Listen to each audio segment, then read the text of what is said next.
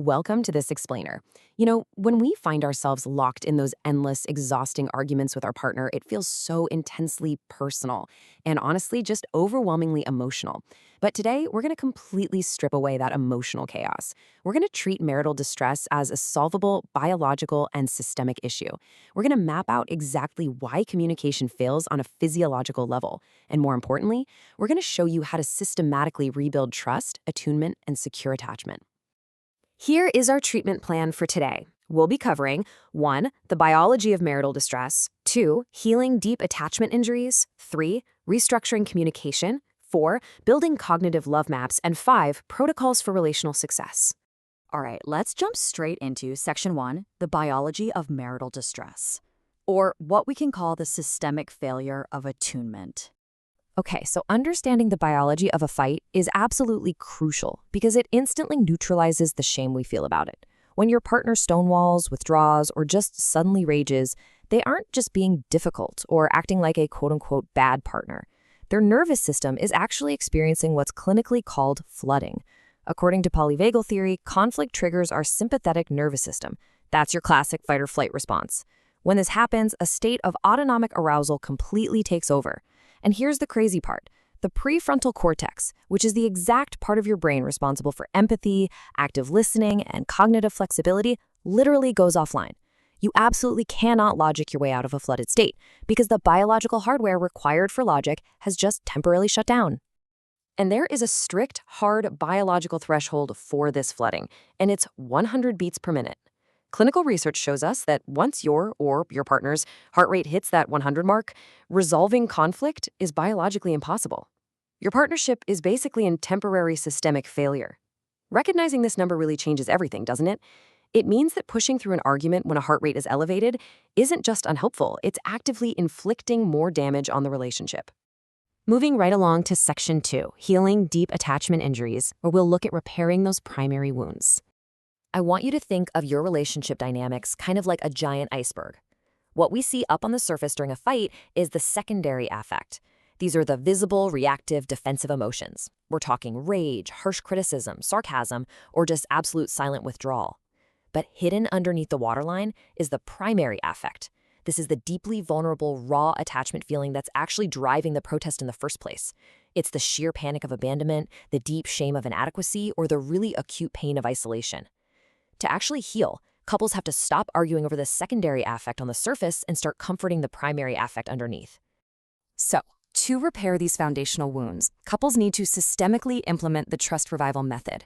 This means stepping very carefully through 3 developmental phases. First, atone. This is offering a sincere, completely undefended apology for past unavailability and validating the impact it had. Second, attune. This means aligning your nonverbal cues with verbal support through structured, daily trust-building exercises. And finally, attach. This is establishing secure, long-term bonds by becoming a reliable, co-regulating safe haven for your partner's bids for connection. Which brings us to Section 3, Restructuring Couples Communication. Let's lay out the rules for engagement. Listen, without strict rules of engagement, our default defensive habits are always going to take over. That is where the Imago Dialogue comes in. It's a rigid, 3-step clinical procedure designed to completely disrupt blame and replace it with curiosity. It effectively reverses childhood messages of invalidation by forcing you to do 3 specific things. First up, mirroring. This is actively repeating back what your partner said verbatim without critiquing it. Think, if I got it correctly, you're saying second. Validation, acknowledging the internal logic of their perspective.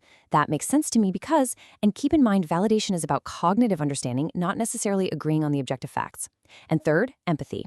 This is where you enter their emotional landscape and guess their primary affect with specific feeling words, like, I imagine you might be feeling really hurt or lonely right now.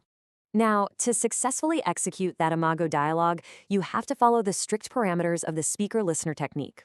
First, you must utilize a physical floor object. Literally, grab an index card or a coaster to designate who has the floor. This completely prevents any interruption. You also must keep your statements brief, speaking in 15 to 30-second intervals. Why? To avoid cognitive overload for the person listening. Next, you have to eliminate communication filters. That means putting away the phones and really checking your tone of voice. And finally, you must translate complaints into positive, specific behavior change requests. So instead of snapping, "Stop ignoring me," you'd say, "I'd really appreciate appreciate it if you could sit with me for 10 minutes. Next up is Section 4, Building Cognitive Love Maps, which is all about navigating your partner's inner world. Okay, so once communication is safe, you need to actually map out your partner's inner world. A huge part of this map is developing what we call love language bilingualism. It is not enough to just know your partner's love language. You literally have to become fluent in speaking it. This means learning to co-regulate your partner's nervous system by expressing love in their language, even if it feels completely unnatural or weird to you. For example, if their language is receiving gifts, understand that it isn't about materialism. It's a tangible symbol of your presence, signaling that they were kept in your mind while you were apart. If it's physical touch, it isn't just about sexual intimacy. It's about the non-sexual touch that stimulates oxytocin and lowers cortisol levels. So how do you actually map out a human psyche? Well, you use targeted structural inquiries. Notice how asking a specific question instantly reveals their inner landscape. For instance, asking, "What does marriage mean to you today, and how have your expectations evolved?" directly targets their long-term marital values and your shared vision. Or try asking, "When you were little and hurt, were you allowed to express your pain?" That instantly uncovers childhood rules around vulnerability. By systematically asking these types of questions across different domains, everything from daily stress to family of origin traumas, you build this comprehensive living blueprint of your partner's psychological world.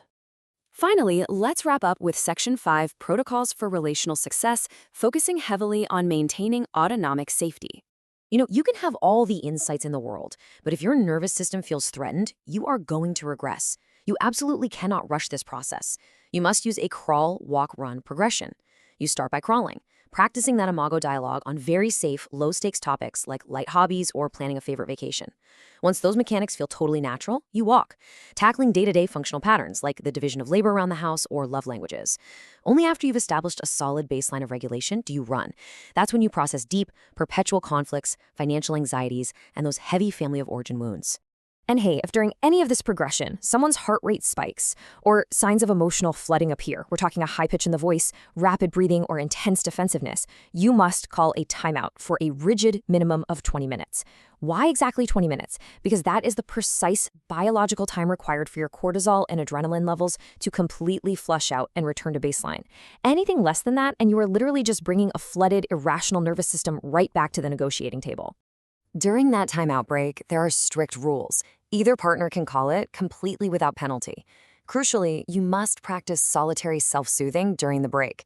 That means no rehearsing the argument in the shower or building a mental court case against your partner. You must specify a clear time to resume the discussion so it doesn't feel like abandonment to the other person. And whenever you're having these foundational conversations, you have to maintain environmental containment by eliminating all screens. Turn off the TV, put the phones in another room. You need absolute, undivided presence and attunement. I want to leave you with this really profound diagnostic inquiry to take directly to your partner tonight. Ask them, are we actively building toward the same future? And do you feel you can trust me with your whole heart as we move forward? This question not only beautifully summarizes the ultimate goal of this explainer, but it actively invites you to consolidate your trust, your shared meaning, and your attachment security right here, right now. Understanding the mechanics of your connection is really just the beginning. Actively practicing them is how you build a resilient, lifelong safe haven.